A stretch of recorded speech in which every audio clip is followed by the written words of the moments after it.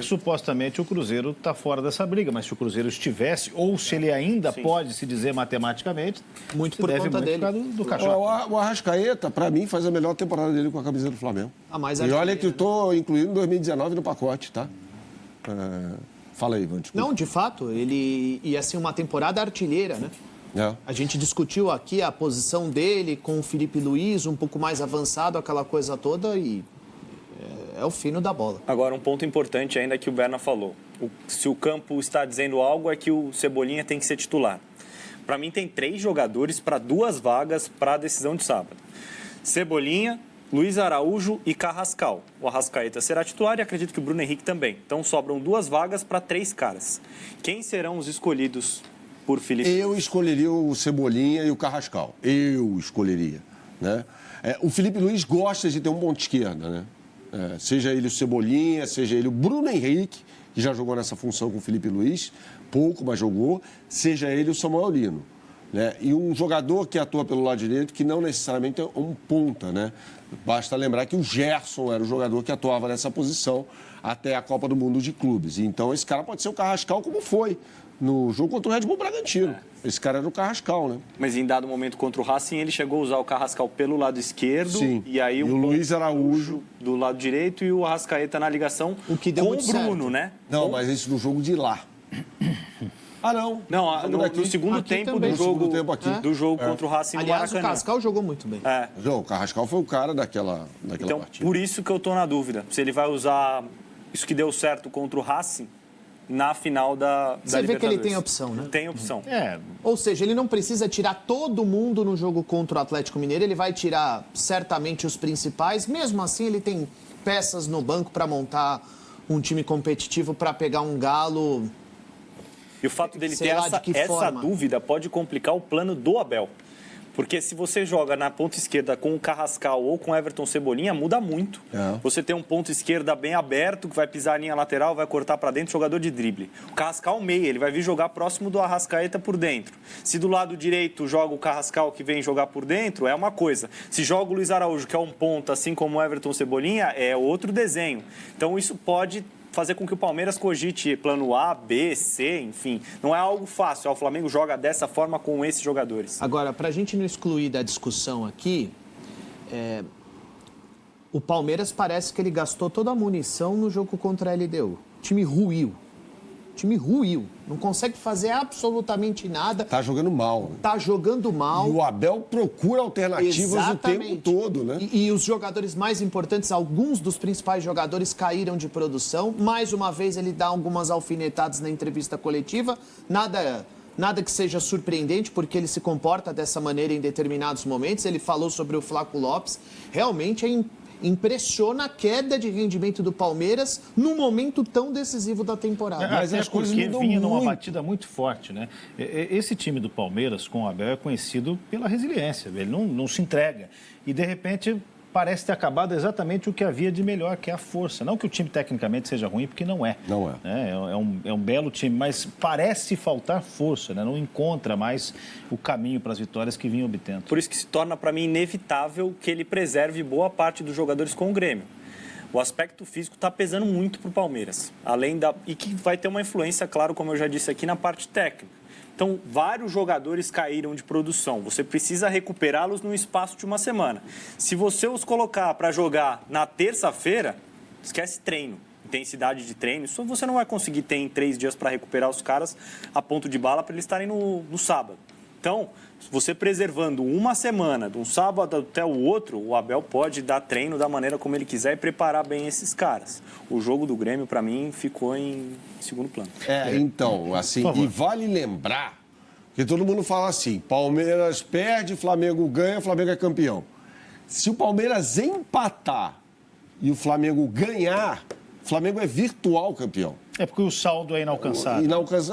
A diferença de mais de 20 gols nesse momento. Então tem isso também, tá? Mas eu fiz questão de olhar a tabela aqui, porque eu acho que o Cruzeiro está fora da briga, mas com os dois times pensando em Libertadores. O Atlético Mineiro tendo que dar algum tipo de resposta, e eu acho que se fosse outro adversário, A resposta para a torcida talvez não viesse. Fosse o São Paulo. Não, mas o Flamengo tem uma rivalidade histórica com o Atlético Mineiro. Então, do lado do Atlético. Pode ser maior do lado de lá, sem dúvida alguma, mas que tem. Quando você pisa em Minas Gerais, existe um ânimo diferente, hostil para o Flamengo, né? Se de repente o Galo e Grêmio ganham, ou o Grêmio não precisa nem vencer o seu jogo, basta empatar, e o Cruzeiro vence o Ceará, o Cruzeiro está muito na briga. Porque ele vai a 71 pontos, o Flamengo ficaria com 74, o Palmeiras com 71. Mas eu acho improvável. Eu acho que o Cruzeiro perdeu o campeonato em alguns jogos em que era inadmissível perder. Como, por exemplo, Ceará em casa, Santos em casa, empata com o Fluminense. Se bem que o Fluminense está bem pra caramba, mas empatou com o Fluminense na rodada, na antepenúltima rodada, né? Então, assim, são resultados que tiraram o Cruzeiro da briga. Mas um time que pleiteia o título não pode... Desculpa, quanto tempo para o primeiro jogo contra o Corinthians? 15 dias ou 20? No dia 10. Dia 10. Então, nós estamos no dia... 24, 15 dias, né? Aproximadamente 15 dias para o confronto contra o Corinthians. Eu acho que o Cruzeiro vai tirar o pé, agora com a vaga garantida na Libertadores. E a gente conversou com o Pelaipe aqui no Bola Rolando, ele sempre disse, nosso objetivo é G4 do Campeonato Brasileiro. O objetivo conquistado, cumprido. Então, existe a possibilidade matemática do título ainda, mas eu acho muito difícil e o Cruzeiro já chegou onde ele queria no Campeonato Brasileiro. É que esse nosso papo aqui, na quarta-feira, ele pode fazer um outro sentido. Sim. Porque o Cruzeiro vai ter visto seus rivais nessa concorrência jogarem, ele pode olhar a tabela e falar assim, eu estou a 6 pontos, 3 eu ganho, eu diminuo, encosto no Flamengo. Ele vai ter jogado depois, e depois da final da Libertadores. Qual é a tabela do Cruzeiro? O Cruzeiro tem o Ceará pela frente, eu acho que tem um jogo contra o Santos também. Tem um jogo contra o Santos na Vila. E você vê que o Ceará está na disputa, o Ceará é fiel da balança. Fiel da balança, né? E o Botafogo. Botafogo no Mineirão, né? Botafogo, acho que no Não, tem o Santos na última rodada. Mineirão. Não, o Santos é na Vila. Isso, Santos e é na o Vila Botafogo na última no Mineirão. rodada. Botafogo, Mineirão, Santos na Vila. Encerra o campeonato. Então, é possível ganhar os 9 pontos aí. É possível, ele iria a 77. Tudo que o Santista não quer ouvir nesse momento. Tudo que o Santista não quer. O limite é uma vitória do Flamengo, inclusive pelo O Flamengo tem desempate. 74, né? O Flamengo deve... Eu acho... Esse time do Flamengo é muito irregular, tá? É um time capaz de ter uma atuação como a que teve na quarta-feira contra o Fluminense, num primeiro tempo tenebroso, e uma partida como a que teve contra o Red Bull Bragantino. Com esse calendário, quem é regular? Mas...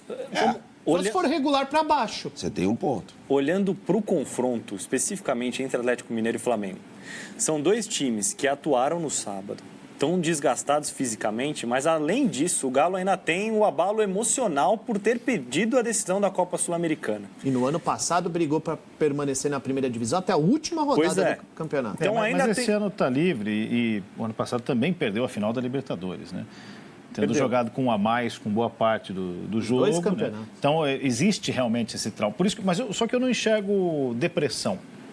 Eu enxergo necessidade de dar uma resposta. O quê? No Atlético? Isso. Necessidade, mas não tem como tirar o fato de você estar decepcionado pelo seu resultado de sábado. Não, e o Atlético está em frangalhos até. Tem uma questão ali envolvendo até alguns jogadores com a torcida, né? O Lianco, que se manifestou, acho que de uma forma pior ainda na rede social do que se manifestou lá no Defensores del Chaco, né? O Hulk, que vai ser muito cobrado. Tem sido muito cobrado. Mas vai ser ainda mais agora. Esse é um jogo, é claro que só a vontade não regula nada. O Flamengo é mais time e está num momento melhor. Mas esse é um jogo que ele pode falar, ainda estou aqui. Não, pode, com certeza. O meu ponto é, o Galo viveu pelo menos uma semana a Copa Sul-Americana. Porque na data FIFA o confronto com o Bragantino foi antecipado e o Galo teve tempo para se preparar para o grande jogo da temporada. O Galo não teve esse jogo de terça-feira. E falhou. Falhou. Então... Muito bem. Para a gente avançar, mas sem deixar para trás um tema, a entrada do Carrascal, decisão da arbitragem para vocês? Não, eu acho que ele tentou dar uma pedalada ali e acertou o Fabinho. Eu também. Claramente ele tenta uma pedalada ali e a bola bate no joelho. A bola, né? A chuteira dele bate no joelho. Eu acho um lance difícil, sabe? Mas eu expulsaria. Não acho que ele teve intenção, mas acho que é uma entrada, no mínimo, temerária, digamos assim, para cartão. E acho que teve um pênalti do John no Cebolinha no primeiro tempo. fica essa decisão, porque a gente discute muito a arbitragem, mas fica no padrão, porque a do Gustavo Gomes é similar também, né? A do Gustavo Gomes foi uma falta, foi uma entrada. A do Carrascal, ele recebe a bola, você pode ver no movimento dele, ele tenta dar uma pedalada. E aí acerta, foi imprudente ali e tal, mas para expulsão acho que é um pouco demais.